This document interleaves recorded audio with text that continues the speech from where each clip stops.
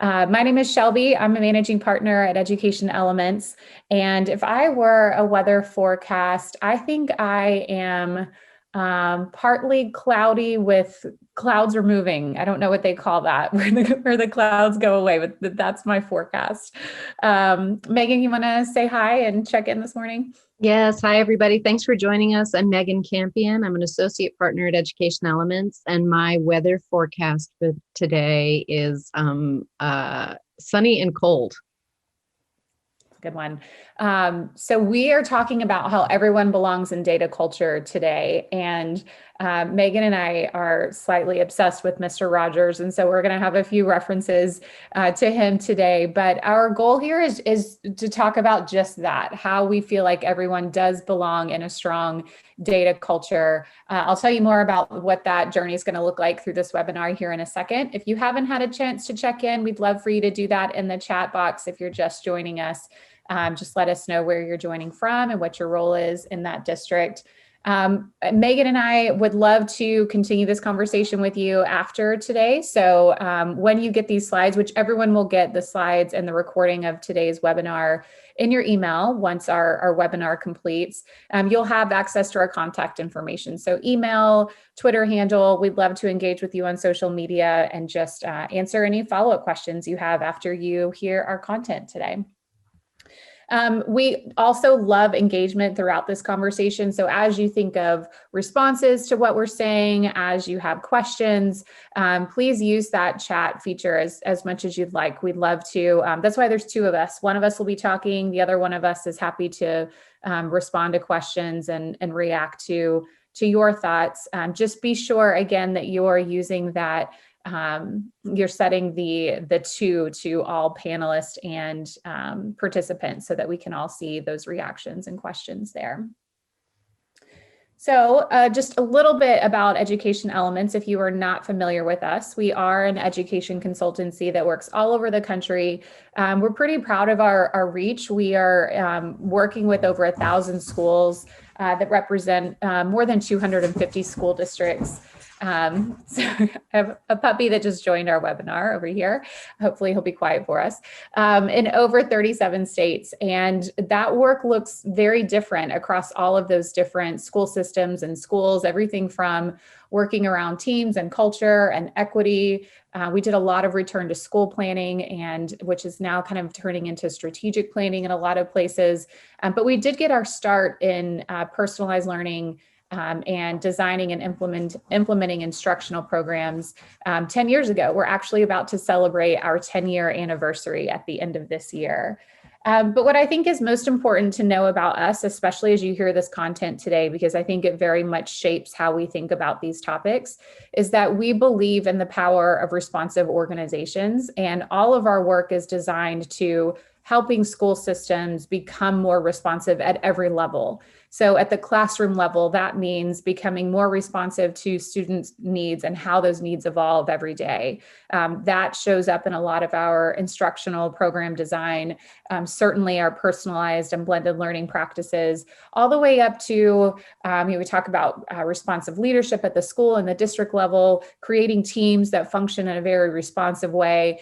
And certainly when we think about district level planning and leadership, that we're thinking about things like strategic planning in a way that is responsive to how things change, so that we plan for change and not for perfection, which certainly has been our mantra this school year in particular. So today we're talking about how everyone belongs in data culture, and we've got some specific objectives that we want to try to achieve. The first of which is recognizing that there is a disconnect between data and users that we think are important in data culture in school systems, and that we don't always make the connection between those users and the information that they need. We also want to think more creatively about who needs data, the kind of information they need, and how we can get it to them specifically. And then we want to save some time at the end to plan to improve access and usability of information. And we'll give you some resources for how to do that. So here's how we'll get there. Megan's going to walk us through a spark here right off the bat to talk about how we all use information every day. We'll expand on that a little bit to talk about the essential elements of strong data culture.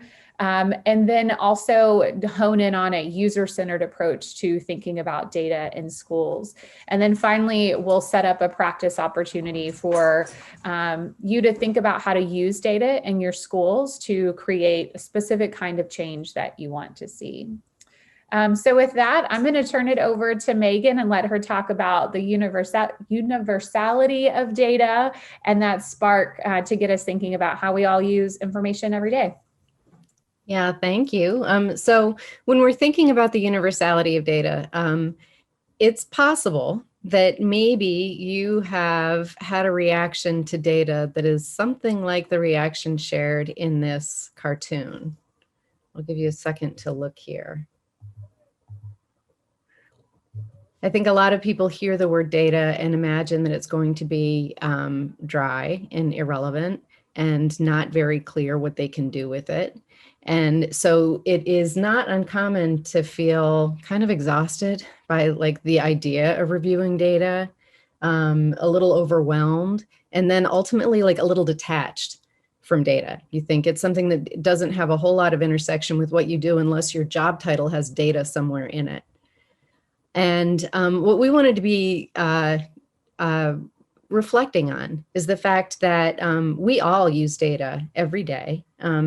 Most importantly, hopefully, when we're making decisions, and we all make a lot of decisions every day. On average, we make about 221 decisions just about food. We make about 35,000 decisions a day. And usually there is some data that's going in to inform the decisions that we're making. Now, for example, this morning I woke up and I was deciding what I was going to wear.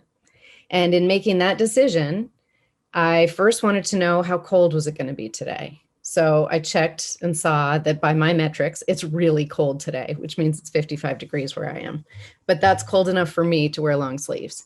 So then I'm thinking, well, what activities do I have planned for today? That's my second data point that I'm referencing. Like, okay, so I know it's cold, so I know that to be comfortable, I need one thing. Then what do I need to be presentable? Because I do have some things planned today and I need to make sure I'm dressed appropriately. So I knew I had a webinar today. So for certain, I need to look like quasi-presentable, at least from the waist up. So I know then I'm going to put on a sweater. If it were warm, maybe I'd be wearing a blouse. I also know later I'm going to do a dog walk with my two dogs who are fortunately very quiet right now because I'm working from home, but they won't be for long. So I'll take them for a walk. So on my feet, I have shoes that are suitable for a long walk outside with the dogs. So those are just like a couple ways that I used data to inform my decision that I made about what we're wearing today. And we all use data to consider these decisions we're making. Inc. Magazine did a study on the top 5 causes of bad decisions. And one of the things that struck our or grabbed our attention when we looked at this was that bias is one of the biggest factors in making a bad decision. And when we think about the role of data in ensuring that you are sort of controlling for bias when you're making a decision, we thought about broadening your data set and making sure that the data set you're working from is broad enough to ensure that if you have bias, it's going to be balanced by a data set that is going to include perspectives that maybe aren't more natural to you. And this is where our hero, Mr. Rogers, comes in. In 1981, Mr. Rogers had a guest on his show, and his name was Jeff Erlanger. And it was kind of groundbreaking because I think there was a lot of children's programming that included the perspective of children, but a much more narrow subset of children than Mr. Rogers sought to represent. So in inviting Jeff Erlanger on his show, he asked him very neutrally and very positively about his own experiences. And in so doing was kind of a pioneer in broadening a data set for a group that was going to be making decisions and thinking about children and thinking about how they're talking with their children, about how they interact with the world. And so we think of Mr. Rogers as sort of a hero in the inclusivity of data. He's somebody who really sought to bring data to the level that a lot of people could understand it and make sure that the data set he was working from was very inclusive. We have a lot more, many more tools right now to ensure we have an inclusive data set. And we're going to talk now about sort of the idea of demystifying data. Thanks, Megan. I love that spark. And I think that is important because it ties into the specific challenge that we wanted to address today. You know, we at Education Elements, we've been thinking and talking a lot about data culture in schools. I think that those conversations have turned into some really big ideas about how we can build and nurture data culture in schools and in school systems as a whole. But I had a really smart colleague note to me just recently that we're not really talking about the challenge or the problem that we're trying to solve by leaning into data culture. And so I wanted to kind of pause here and dig into specifically the part of the challenge that made us think of this webinar today.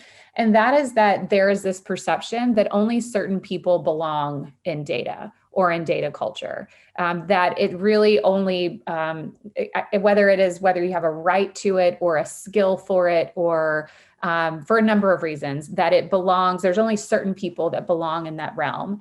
And we think that's caused by, Megan touched on this at the beginning with that cartoon, sometimes we exhaust people with data. We give them so much of it and we communicate it in such a dense way that it exhausts people and they develop this aversion to it. And it's something that they don't want to proactively become involved in and in fact might actually turn away from because of how we've used data in our culture up to this point.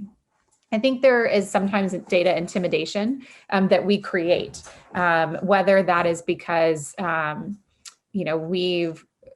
we're protective of it because we want to protect the quality of it or the security of it, which are all well-intended efforts, I think, and certainly important. But I think sometimes the ways in which we can talk about protecting the quality and the privacy of it causes intimidation and makes people afraid to engage and use and access information. And then finally, probably the most obvious is that we silo data. And I think sometimes people talk about this as if it's unintentional. You know, it just sort of happens that we keep it all in this one place. I actually think it's very intentional. Sorry, it is a universal law that if you have a dog at home, he will be quiet until the minute that you start a webinar, and then he decides to tear up a stuffed animal. I hope that's not too distracting for you all, but let us know in the chat and we can switch speakers if it is. But going back to data siloing, I think that sometimes it actually is very intentional where we decide it belongs with this one person, it belongs in this one department, and we're going to intentionally leave it there and make it less accessible to people who are not there. This is one of my favorite examples of that coming right off of still in the midst of an election season. And this is Steve Kornacki. He's the math guy on MSNBC. And I think our news channels, especially during an election, do provide a perfect example of this, where you have your news anchors or your commentators who talk about all of the, the more conversational parts of what's going on in the election. And now we go to our data guy, and then he's the one that talks about, or she's the one that talks about all of the numbers. Again, not, I don't think it's meant to be a kind of like you don't belong or you're not smart enough to deal with this, but they create a silo, and that like it is his responsibility to talk about data. We talk about something different. And we feel like that sort of siloing and exclusivity in data is creating a challenge in terms of the usability of information in schools. So in these conversations about data culture, we've developed this framework because we want to really get clear on what we feel like the best practices and strong data culture are. I won't read you all of these here, but there are two that we're really leaning into today. This idea of user-centered, that if we think about our data culture and data systems from a more user-centered frame of mind, that we're actually going to fix this challenge in a way that we're going to get less siloed. We're going to create less intimidation if we're thinking about our end users and the people who we actually want using information in their day-to-day work. And then the other part of this is the holistic nature of data. That if we open, going back to Megan's point and the example of Mr. Rogers, if we open up our perspective in terms of the kinds of information that we need in a more universal way, that it again will break apart some of this siloing and perception that only certain people belong or have a reason to use information. So to illustrate that, Megan and I have a couple of specific persona that we want to walk you through. Again, this is through the goal of trying to articulate that it isn't only specific people that belong in data culture, that there are a lot of different people, some of whom may seem less obvious, who have a very real need and value for the kind of information we use in school systems every day. So the first one here is a principal. And if you've read a little bit of the information about our persona here, this is a principal who is having to make decisions about staffing for in-person school, for hybrid school. And she's worried about teacher turnover and the impact that it's going to have on her culture. And so again, this is a hypothetical persona, but based on our experience in most of these cases with this specific kind of role in a school system, she's going to have access to aggregate achievement data that she typically uses for school improvement planning. She'll have testing data. She has walkthrough and observation data on each of her teachers. But what we kind of challenged ourselves to think that if she also had information like teacher and staff perceptions of workplace culture, or the professional goals and preferred learning pathways of each of her teachers, that might change how she thinks about these teacher assignments. So no longer is she deciding which teachers are teaching virtually, which are teaching in the school, which are tackling concurrent or hybrid learning, just based on achievement data, school improvement data, and maybe some observation walkthrough data. If she's also making that decision based on the workplace culture needs of those teachers, of their own professional goals and interest in the kinds of instruction that they are interested in learning more of and the skills that they are wanting to develop, that it could make for different decisions on her part. Another persona I want to talk you through, and then I'll let Megan talk you through a couple more. This one is actually from a teacher perspective. And so this is a teacher who is caring deeply about wanting to be responsive to what her students need every day and wanting to meet her students where they are. She's teaching in person this year. She's got a relatively small class. And so often the type of information that she has is formative assessment data, testing data, IEP 504 data. In fact, this is very timely for me. I was just meeting with a school in Dallas yesterday where we were talking about station rotations and targeted instruction in a virtual and hybrid environment. We were talking a lot about the information they have available to them to group students and do some more targeted instruction. And this was the kind of information they talked about. So this is very much ringing true for me and based on a very recent experience. And when Megan and I went through this thought exercise here, we kind of wondered aloud. In fact, Megan, do you mind talking through the one on the right here while I get rid of this distraction? No, with pleasure. And also, while I'm talking through this, I invite you, if you can think of other sort of gaps in data that you have noticed and say the principals that you work with or the teachers that you work with, things that you've thought like, wow, if they could just have some more information about this, they'd be able to make better decisions. I invite you to go ahead and put those in the chat because we'd love to hear from you. But so our elementary school teacher here is, she has a subset of data at her fingertips that can be helpful in making decisions. But, as she is teaching under duress in really stressful conditions through a stressful world event, maybe it would be helpful for her to have some more information, some more biographical information about her students. She's probably being tasked now to teach with sort of a trauma-informed lens. So knowing exactly like what situations her students are encountering might help her make better decision. Also thinking about the students who have 504 plans and IEPs, getting regular updates and regular input on their progress through those individual plans. that could be helpful. And then also additional context for cultural relevance in her classroom. Getting more information like that will enable her to better meet the needs of her students. Thank you, Megan. Just a quick story on that last one. I actually did my student teaching in Guthrie, Oklahoma.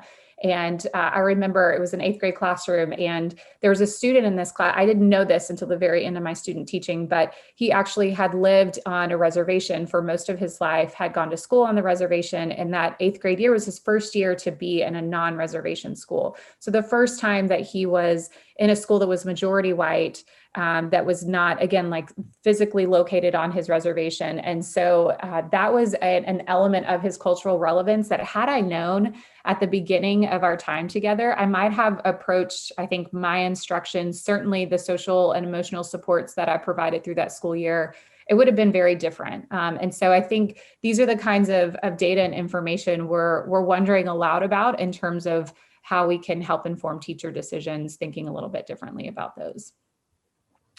Okay, I'll flip this over. Megan, if you want to do our student here. Yeah, so Shelby mentioned that K-12 Insight in our sort of portfolio of projects that we do with school districts, we do a lot with personalized learning. And we have a framework that we use for personalized learning that's called the Core 4. And kind of the holy grail of implementation of personalized learning is to get student reflection and ownership of their own data. Like, if students can really understand what their data tells them about themselves and what kind of goals they need to set based on that. That's something that is that's something we really aim toward when we're working with schools to become more student-centered in their pedagogy. And so with that in mind, we were thinking about, like, this is our imaginary 8th grader. I'm a former middle school teacher, so I relate well to our 8th grader here. So she wants to study engineering or computer science after high school. She's worried about qualifying for scholarships, and she needs a scholarship to go to college. And she struggles with dyslexia. She's had it, she's diagnosed in 2nd grade. She knows this is something she does struggle with. She has a lot of workarounds, but it's something that remains top of mind for her. What she really wants to do is she's getting ready to register for classes in high school. And she wants to know that she's going to be making the right choices in those classes to set her up for success in her post-secondary life. So she's got access to all of her report cards. She knows what her grades are. She's a good student. She cares where she is grade-wise. So she has a sense of her class ranking. So she knows kind of her relative performance in the classes that she's in. She has her year-over-year achievement data. So she knows how she's done through her elementary and middle school years. But something that may be helpful for her is sort of a strengths inventory, so that she can make some informed decisions about, like, oh, okay, well, this is going to be easier for me. This is going to be harder for me. And something else that seems like a bit of information that is attainable, but often not available to students unless they know who to ask, is information about the teachers that she's going to be with. I remember when my own children were young, I have 3 children, they all went to the same elementary school, and there were 2 kindergarten teachers. And, if you were in with the right moms, you knew which teacher was good at what. And so there was the reading teacher, and all of the kids who went into her class were definitely reading by the end of kindergarten. A lot of them were also biting their nails by the end of kindergarten. But if it was a paramount value for you to have your kid reading really well by the end of kindergarten, you knew to sort of try and finagle to get into that teacher's class. There was the other teacher that was the kind of social emotional teacher. She was the social emotional learning teacher. She was going to make sure that your child felt very welcomed and very comfortable wherever they were in kindergarten. And you could make requests based on what you knew the relative strengths of those teachers were. But that's something that's not available to everybody. You have to know who to ask. You have to know, how to maneuver to get there. And we were thinking, if we are considering the inclusivity of data culture, why wouldn't we make that information available so that teachers can say, I can share my syllabus, and that is something that students can look at the beginning of the year or when they're registering for classes, so they can see like, oh, this is a value to this teacher, and that aligns well with how I work. So it might work well if I got into this teacher's class versus that teacher's class. So the strengths and attributes of teachers at her school could help her make better informed course selections. One other thought I had on this, Megan, it actually just came to me, but I know like my child's elementary school, I think that they are try to be very intentional about aligning students with specific teacher skill sets, like student needs and teacher skill set. And I'm remembering now that they do kind of a survey at the end of the year to say, what do you feel like your student needs in their next teacher? And what would you say are their strengths? What are their biggest needs? Which I think is really smart that they're doing that. But then they take the information and they use it in a way to make those decisions. And I think that's a very traditional way of thinking about data in a school system. We'll collect this information so that we can do for. And I think what we're really trying to push here is let's share the information and do with. Right? Let's collect information and then share it and make decisions together, rather than we're going to collect it. We're going to kind of keep it in a way that you don't have access to it or really know what that information is. And then we're going to make the decisions for you. This is just one example of that, but I think that is a pretty big mindset shift in thinking about how data culture can be and really should be, in a way, to your point, Megan, if we're kind of sharing power in a way and sharing information in a way that becomes more equitable. Yeah, and the mention of mindset there leads me to reflect that, like, I think one of the reasons that we are not there yet, but we could get there. At the very beginning of our slide deck here, we have the EE tagline that schools grow when people grow, and that's basically a philosophical point of view that we believe in learning organizations, and we believe that educational institutions should be learning organizations, which means we have to have some transparency around strengths and areas of growth for everybody. But I think historically, people are very protective about the things that that we are suggesting they share. So it's okay for teachers to teach different ways. That's what makes a really strong school, but to just be transparent about the different avenues that are available rather than surprising them, I guess. And to that end, we have our final persona, which is Mr. Abrahams. He's the guardian for his niece and nephew, and they are in different phases of their educational growth. We've got the niece is 9, the nephew's 15. He reviews homework, assignments, and grades for his charges. He asks about school and friends. What he really needs to know is how he can guide his nephew's class choices to prepare, and how to prepare his niece for what's coming up in 5th grade. He'd really like to know how both of them are navigating social challenges at school. And his big question here is he wants to make sure that these kids are learning everything they need to, and he wants them to be set up for success, but he has no idea what happens at school. So the data he's got the report cards, he's got the grade updates. He knows what they say they're interested in and what they show they're interested in at home. And he's got the IEP and 504 data for the student that qualifies for that. But what he would really like to know is the different programs that might be available and the relative strengths of those programs and the drawbacks of those programs. Like if there is a college prep course he could get his 15-year-old nephew in, what's the time commitment there, and what's the payoff for that? Is that something that most students need to go to school, or is it something that's just an additional time commitment? Social emotional learning at school and the student experience at school. And teacher strengths and approaches, to the point earlier, knowing which teachers may jive better, which teachers may be able to better meet the learning preferences of the students he has. That's all information that he could still use.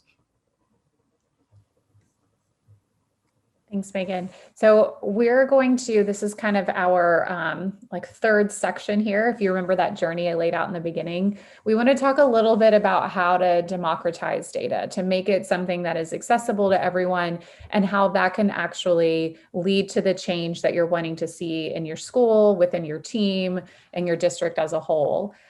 So we have this kind of theory of action here. And I'm going to walk you through a couple of examples just to kind of spark your own thinking. And then I'll give you some time to think about an idea that applies specifically to your team or your district or your school. This, I should say, I borrowed a lot of this from our strategic planning framework when we think about theories of action and how to monitor specific initiatives in strategic plans. We think about, the initiative that we've decided to do, the behavior that we're expecting that initiative is going to inspire or create, and then the long-term impact we're expecting to see from that behavior. And then we think about indicators associated with each of those, which helps us decide how to monitor a plan. So I wanted to say that as kind of the root here, but we're borrowing this framework because I do think it's something that can help us think through ways that we bring more people into our data culture and how we can actually use data to drive change. So first, this is just kind of a personal example from my home life to simplify it in a very rudimentary way. I have two young children. One is a second grader. I also have a 4-year-old. I also have obviously a puppy that is very high maintenance. So mornings in my house can be very chaotic. And something I felt like needed to change is I felt like my oldest child could be more independent in the morning. This was a change I wanted to see. And so I asked myself, what is the behavior then that needs to happen? And I wanted to see him wake himself up, get himself ready for school on his own without me. Then the question becomes, well, what decisions does he have to be able to make on his own in order for that behavior to take place? Kind of going back to Megan's point here that we make decisions every day that inform our actions. And so he needs to make a decision about when he's going to wake up, what he is going to wear, and what he needs to take with him so he can get that all ready to go for school. Then the question becomes, okay, well, what information does he need in order to be able to make those decisions? He needs to know what time it is and what time he's supposed to get up, what the weather is that day so that he can choose his weather appropriate clothing, hopefully. Although if your children are like mine, they're in shorts, even though it's 50 degrees outside. And he needs to know what he's supposed to take with him that day. And so the data that we've made accessible to him, which I'm happy to report is working really well, is we put an alarm in his room so he knew what time it was and it would wake him up when it was time to get ready. We put a little Google Home in his room so he could ask it, what is the weather today? Whatever else information he needs to know about what's going on outside to get himself ready. And I gave him a checklist so he knows what he needs to get ready. And so far, so good. We're several weeks into this and he's become far more independent in the mornings. And so the other example I'll give you is one more from work, just to kind of like step it up into something a little bit more complex and more from like professional life here. We know at Education Elements that we need our clients need us to be and need our consultants to be very responsive to their specific needs. That yes, we do something like personalized learning in lots of different places, but how do we go into, like, I'm in Central Texas, a district here in Central Texas, and meet the specific needs of that district? The behavior that will allow for that is that we customize everything based on who we're working with. And so our consultants have to make decisions about what to change in terms of our resources, our methodology, and what to keep the same, again, based on the information, which is what that client specifically needs. There's information they need at the beginning of a relationship. And then there's information throughout the course of a project of what's going well, what isn't going well, how they can better meet the needs of the people they're working with. And so as a result, we've made information available to our teams. Like we do internal kickoff meetings where we share all of this information on the front end about the specific challenges of that school district, the people that they're going to be working with, the communities that they serve, their goals and desires coming out of the work. We share all of that on the front end so that they can make informed decisions about how to customize the work. And then we create touch points throughout in a project so that they can continue to collect feedback and make pivots as needed. So the question we're asking you right now is, what is yours? What's your example of a way that you can use data to create change? I'm going to play just a short song here. So this is, I think, like a 2.5-minute song. I'll play it and let you think through this. And then as you're thinking through it, any example that you want to share in the chat feature, we'd love to see. And then we will do a checkout and send you off on the rest of your week. So I'll leave this up. I'll play a quick song and let you think through an example that fits your current context.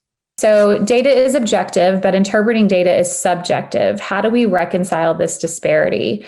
In the information column above, the weather is what it is, but whether it requires long or short sleeves can be subjective. That is so true. And that is definitely subjective in my house. As I mentioned, both of my kids, it's 50 degrees, are in shorts and t-shirts today. I think it kind of goes back, Megan, I'll answer, and then I'd love to hear your thoughts on this too. But I think it goes back to the bias challenge that Megan mentioned at the top of this conversation of the slide deck when we were talking about like errors in decision making and challenges. And a lot of times it is bias because of a small amount of information, and then you layer on top the subjectivity of it. For me, in my experience as a researcher and a consultant, the best anecdote to that has been socialization, has been talking about it and conversations around it. So absolutely, there's subjectivity in data. Even what feels the most quantitative, like testing data, there's still subjectivity around like the kind of testing data we decide to collect, right? The questions we decide to ask, what we feel like is a good response or a bad response, and where the cutoff, there's just so much subjectivity in all data. But to me, the anecdote being socialization is because when you talk about it, you acknowledge those subjective decisions that you're making or judgments that you're making about the decision. You're challenged on those by people who might make different decisions.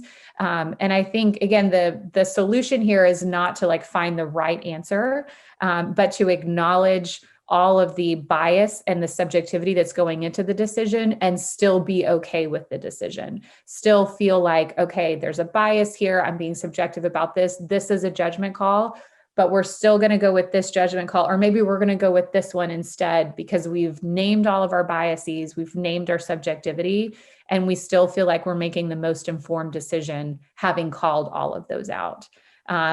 So to tie that back to the weather point there, that's going to be a conversation with my son and I. It's cold outside. You're wearing shorts and t-shirt. I would wear shorts and long pants. Have you thought about recess today? So we're having this conversation. He's thinking through all the alternatives and basing his decision even after that socialization there. Megan, curious how you'd respond to that question. It was a good one. With a yes, and I think another thing this brings to mind for me is this is kind of outside of the scope of what we've talked about today, but we've touched on it a little bit, that like part of our whole point of view is that of a responsive organization. And if we've got objective data, we have a subjective interpretation of data, but if we have clarity over roles and accountabilities, like who's responsible for making the decision that's going to be made, and then we have built into our plan a point at which we're going to reflect on what we thought was going to happen based on the decision we made on this objective data, the subjective decision we made on the objective data. If we have a point where we're going to reflect back on that and make some decisions about adjustments we may need to make if we were not right, I think that also accounts for it a little bit. I think that is a way to work with that sort of disparity. Yeah, Melissa's point here too, I think is a good one, because you were talking about clarity of roles and responsibilities, the clarity of desired impact and expectations. If you can always root it back to your why about what is most important to you, what your values are, I think that also helps kind of navigate through the subjectivity there, like making sure that, knowing what kinds of data you value over others because they align with your specific values or initiatives or priorities in your district, I think can help with that too. I'm going to say one word of caution, but before I do, just to like drop another question stem here for you to think about and maybe drop in so we can talk about it too, is Megan asked me a good question privately just around wondering aloud what the biggest barriers are to, let's see, how'd you word, greatest barriers to a more inclusive data culture in your context. That would be super interesting for us to hear.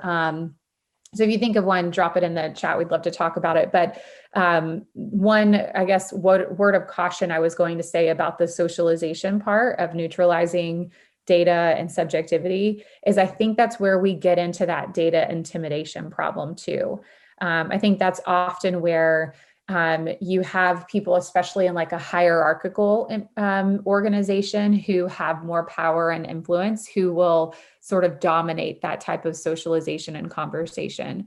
I think data is this weird field. Well, there's a lot of fields and industries that have like actual degrees associated with like your level of expertise, and data is one of those. Um, we have people with doctoral degrees who are experts in data and research. And so there sometimes can feel like this hierarchy of your opinion matters more than yours when it comes to talking about information. So my word of caution there is just as you're navigating that socialization process and using that to neutralize those more subjective decisions, just to be aware of the potential to create intimidation around that because of the power and the hierarchy sometimes involved there. Okay, Melissa's sharing one perceived barrier with data-informed practice is the fear of failure of doing it incorrectly. Oh my gosh, this is so true and so real. I have some thoughts on that, but Megan, any initial reactions from you on that barrier there? I'm curious doing what incorrectly? Analyzing the data, sharing the data. That's what I'm. Yeah. I mean, my assumption here, and Melissa, correct me if we're wrong, but my assumption here is that it's just making a bad decision. Yeah, she says all of above. Yeah, this came up I was recently on a panel discussion for Austin Design Week, which was, it is a event for people like graphic designers and city planners and architects who do way more like obvious design work than we do in education. But they were really interested in how we're using design thinking, particularly design sprints in education to design like responsive plans and redesign systems for more equitable access. And one of the things that we talked about is how a design process requires experimentation. You have an idea, you test it out in the field, you get feedback, and you come back and iterate.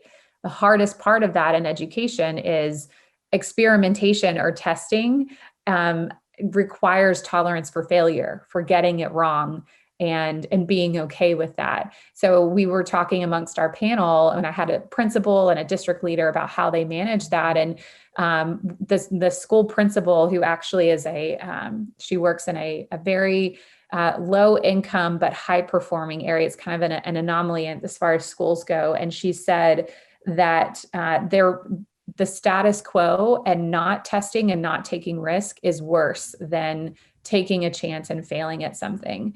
And that really resonated with me, that the tolerance for error is required, because otherwise they're just stuck in status quo, which carries more risk. And I kind of think about this when you ask this, Melissa, which is a great question, is that the fear of like using data incorrectly or making a bad decision based on information. I think as long as you're acknowledging that you're figuring it out as you go and you're testing it and you're trying it and you're being really intentional about what worked and what didn't and ready to make a change and do it better, it's still an improvement on not doing it at all.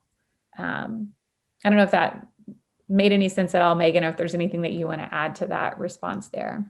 Yeah, I think it made sense. And I also think like one of the things that that I think we're hearing kind of across the board with districts that we work with right now is everybody has a need to understand the experience they've been through over the past 9 months and what they anticipate coming, and organize it in a different way. So I think like one of the things we've seen is for districts that have historically had like maybe pockets of innovation and pockets of people who've been willing to try something new and be transparent about learning as they go, it's like there is a much more critical need for people to be able to experiment and iterate right now, because the conditions in schools are such that nobody can do what's familiar anymore. So everybody has to be trying something. So in a weird way, this is an opportunity, like right now is an opportunity to sort of set the culture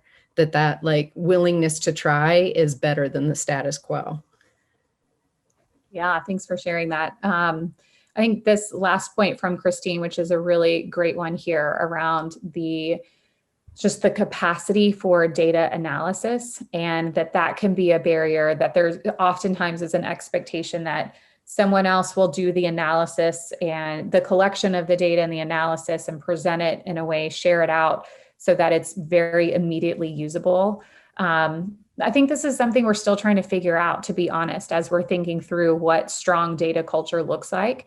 And to your point, as we think through these different personas, do all of them carry equal weight in terms of like collecting and managing and processing data? I don't know. I don't have the answer to that yet, but I think this is a really good point, Christine, and just really good food for thought as we continue to explore this. What are the boundaries there and the roles and responsibilities? Okay, well, I want to thank you guys. We've got a checkout question here. Really want to thank you for your engagement and for sharing all these great questions and ideas. As you leave us, we'd love to hear something that you're going to try as a result of today's conversation. And then, as I mentioned, you're going to get the deck from today. You'll get the recording of this conversation, and that will have our contact information too. So if you have any additional thoughts or questions, or want to talk to Megan or I, you'll have a chance to do that. But let us know, what's one thing you'll try as a result of today's conversation? And I'll play one last song for us, and then you guys are welcome to drop off as soon as you're ready. Thanks again.